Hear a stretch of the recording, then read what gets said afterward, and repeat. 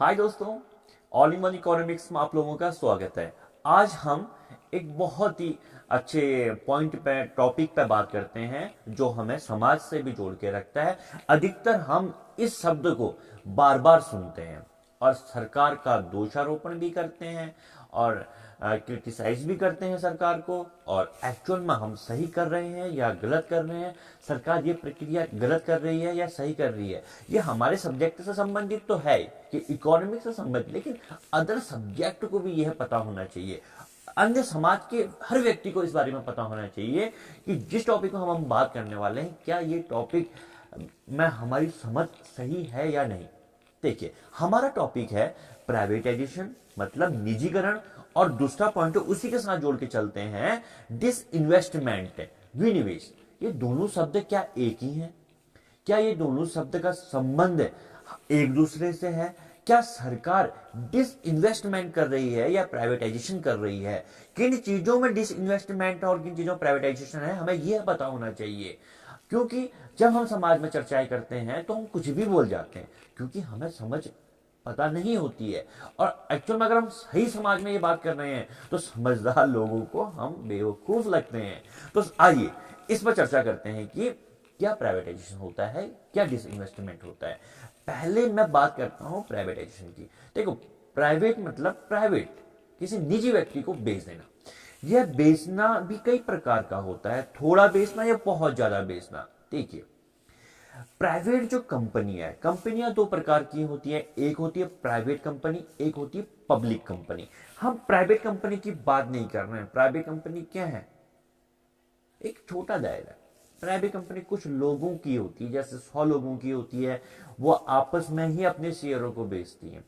लेकिन पब्लिक से ही, public limited से ही पता चलता है वो पब्लिक के लिए कोई अपर लिमिट नहीं होती है, उसकी मैक्सिमम नहीं कहा जाता, कितने भी हो सकते हैं। और लिमिटेड क्या है? लिमिटेड कंपनी में कब लगता है? देखो, प्राइवेट लिमिटेड हो गया और पब्लिक लिमिटेड हो गया। देखिए, जब कोई कंपनी रजिस्टर्ड होती है तो उसे हम लिमिटेड कंपनी कहते हैं। देखिए, एक कंपनी बनी, हमने उसके शेयर उसको रजिस्टर कर दिया, उसके लिए हमने कई टाइप के शेयर ने, या तो हमने, मैं कह रहा हूं कि प्राइवेट वाला, जो प्राइवेट कंपनी है वो आपस में शेयर बेचते हैं, और जो पब्लिक कंपनी होती है वो पब्लिक में शेयर करते हैं। ठीक है, शेयर भी दो प्रकार से रिलीज होते हैं। एक होता है आईपीओ की तरह, इनिशियल पब्लिक ऑफरिंग के तहत, जब फर्स्ट टाइम पर कोई कंपनी अपने शेयर रिलीज करती है तो ये सभी व्यक्ति को नहीं मिलता, ये कुछ ही व्यक्ति को मिलता है। और वह व्यक्ति जब अपने शेयर को अदर मार्केट में बेचते हैं तो उसे कहते हैं IPO, other for the public offering, उसे पब्लिक के लिए बेच दिया जाता है। तो इस चीज को तो आप समझिए कि आईपीओ और एफपीओ ये अलग धारणा है, ये इस पर कभी और चर्चा करूंगा।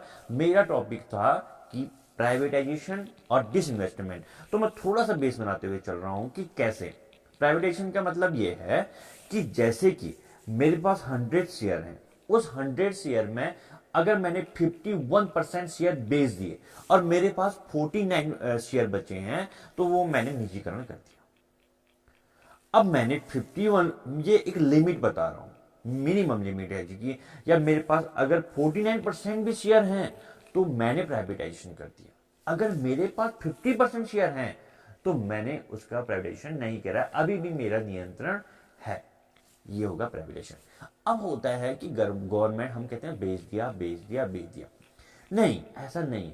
गवर्नमेंट कर रही है आजकल क्या? डिसइन्वेस्टमेंट। अब मैं हर चीजों के लिए नहीं कह रहा हूं, अब ये काम आपका है कि गवर्नमेंट किन किन चीजों में प्राइवेटाइजेशन कर रही है और किन चीजों में डिसइन्वेस्टमेंट कर रही है, आपको ये समझना पड़ेगा। लेकिन मैं एग्जांपल देता हूं। ठीक है, जो एयर इंडिया वाला केस है ना, वो प्राइवेटाइजेशन है। क्यों? क्योंकि एयर इंडिया में, देखो, एयर इंडिया की कंपटीशन में बहुत, जैसे एक कंपनी का नाम बताया था, इंडिगो ही बता देता हूं। अब हो ये रहा है कि प्राइवेटाइजेशन करने की नौबत क्यों आ रही है, उस पर चर्चा कर लेते हैं थोड़ा। देखो, हो ये रहा है कि एक कंपनी है, हमने उस एयर इंडिया में हर प्रकार के पोस्ट के लोग रखे हैं। आपको पता है गवर्नमेंट सेक्टर में सैलरी कितनी ज्यादा है और उनका काम करने का तरीका बहुत अच्छा होता है। जो व्यक्ति 80,000 की सैलरी ले रहा है, उसके काम दिन भर काम थोड़ा ना करेगा, वो आराम की नौकरी जीना चाहता है। वो बहुत तरीके से काम करता है, सिग्नेचर ही करना चाहता है वो। अब वो ये नहीं चाहता कि मैं कंपटीशन करूं, नहीं, वो आराम से लाइफ को जीना चाहता है, उस तरीके से काम नहीं कर देता, क्योंकि जो कंपेरिजन है उसी पोस्ट में अदर प्राइवेट कंपनी में जो व्यक्ति काम कर रहा है वो बहुत ही बेहतरीन तरीके से काम कर रहा होता है। तो ये जहां पर प्राइवेट में 5 लोग उस काम को कर रहे हैं, हमें यहाँ 500, वो 500 तो नहीं, 50 लोग चाहिए होते हैं। तो यहाँ लोग भी ज्यादा लग रहे हैं गवर्नमेंट सेक्टर में, और उनकी सैलरी भी ज्यादा है, तो वो कमा तो रही है, लेकिन वो उसके सेक्टर में जो व्यक्ति हैं उनको भी ज्यादा जा रहा है, और वो इंडिगो वो क्या कहते हैं फैसिलिटीज नहीं दे पाती है। तो एक कस्टमर है वो जहां अच्छा चाहेगा वो वहां जाएगा। तो इंडिगो उसके कस्टमर ले जा इंडिगो वो कस्टमर ले जा रहा है, लेकिन एयर इंडिया के वो कस्टमर नहीं आ रहे, तो इंडिगो वो फायदा नहीं उठा पाता जितना प्राइवेट कंपनी उठा रही है। तो हर साल घाटा आ रहा है, घाटा आते आते ये नहीं गवर्नमेंट चाह नहीं रही है, गवर्नमेंट उसको बचाने की पूरी कोशिश कर रही है। अब एयर इंडिया की कभी हिस्ट्री पर है, गवर्नमेंट को बचाने की कोशिश कर रही है, लेकिन बचाते बचाते इतना घाटे में आ चुकी है, तो उसके बाद कोई ऑप्शन नहीं है। जिस कंपनी से हमें फायदा ही नहीं हो रहा है, तो हम उसको क्या करेंगे, रखे रहें या उसको बेच दें? कम से कम कुछ तो मिलेगा ना, नहीं तो हर साल बोझ पड़ रहा है। तो प्राइवेटाइजेशन इसलिए एयर इंडिया का हो रहा है, एक कॉन्सेप्ट ये है। अब दूसरा कॉन्सेप्ट ये होता है कि उससे जो पैसा जनरेट हो रहा है उससे कुछ और काम किया जाए, क्योंकि कुछ चीजें अच्छा काम भी कर रही है, जैसे हमारी महारत्न कंपनियां हैं, मिनी रत्न कंपनियां हैं, वो कितना ज्यादा पैसा कमा रही है, वो पैसा वहां लगा के उससे हम पैसा जनरेट करते हैं। एक चीज तो ये। अब डी इन्वेस्टमेंट का क्या फायदा है? देखिए, अब डी इन्वेस्टमेंट क्या है, हमारी एक सरकारी कंपनी है, वहां भी ये चीजें हो रही हैं कि कुछ लोग काम कर रहे हैं, तो वो उस तरीके से काम नहीं कर रहे हैं, उनको सिर्फ अपनी सैलरी से मतलब है, उनके पीछे कंट्रोल जो कर रहे हैं उनको भी अपनी सैलरी से मतलब है, तो वो कंपटीशन नहीं कर पा रही। तो वो क्या करती है, थोड़ा सा हिस्सा उसका बेच देती है, 25% हिस्सा उसका बेच दिया। अब 25% हिस्सा किसको बेचा? एक प्राइवेट कंपनी को बेचा। तो वो क्या करेगी, उसमें अपने प्राइवेट सेक्टर के लोग रखेंगे और उन पर उनका कंट्रोल रहेगा, तो वो उनका काम भी चेक करेगी, तो उससे उनको तो फायदा हो ही रहा है, क्योंकि उन्होंने शेयर खरीदे हैं और एक बड़ी कंपनी के खरीदे, उन्हें प्रॉफिट है, लेकिन सरकार को भी तो फायदा हो जा रहा है ना। सरकार ने एक तो इन्वेस्ट करके पैसा कमाया बेच के, लेकिन अब वो कंपनी भी तो काम कर रही है, उसको नई टेक्नोलॉजी ला रही होगी, नए कर्मचारी ला रही होगी, तो वो अच्छा काम कर रहे होंगे।